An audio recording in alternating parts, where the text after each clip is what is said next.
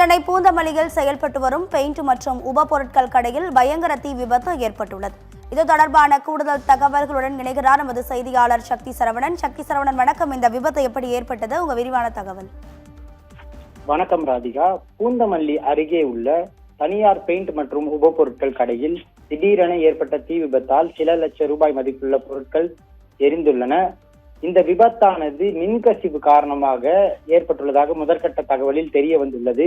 வெயில் நேரத்தில் அனைத்து பொருட்களும் எளிதில் தீப்பற்றக்கூடிய பொருட்கள் என்பதால் மின்கசிவு லேசாக ஏற்பட்டவுடன் உடனடியாக தீயானது பரவி இருக்கிறது.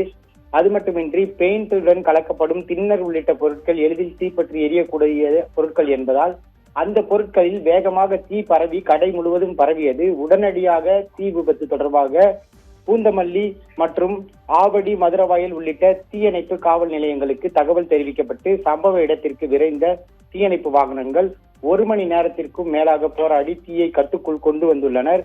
இருப்பினும் இந்த தீ விபத்தால் அப்பகுதி முழுவதும் கரும்புகையானது சூழ்ந்து சாலையில் செல்லும் வாகன ஓட்டிகளுக்கு கண் எரிச்சல் உள்ளிட்டவை ஏற்படும் வகையில் இந்த தீ விபத்தானது தாக்கத்தை ஏற்படுத்தியிருக்கிறது. மதுரவாயல் பூந்தமல்லி பைபாஸ் சாலையில் சற்று நேரம் பரபரப்பான சூழலும் போக்குவரத்து நெரிசலும் ஏற்பட்டது. இருப்பினும் உடனடியாக காவல்துறையினர் சம்பவ இடத்திற்கு விரைந்து தீயை கட்டுக்குள் கொண்டு வந்தது மட்டுமன்றி போக்குவரத்தையும் சீர் செய்தனர். தற்போது தீ கட்டுக்குள் கொண்டு வரப்பட்டிருக்கிறது. இருப்பினும் இது தொடர்பான முழுமையான விசாரணையை பூந்தமல்லி போலீசார் தற்போது மேற்கொண்டு வருகின்றனர்.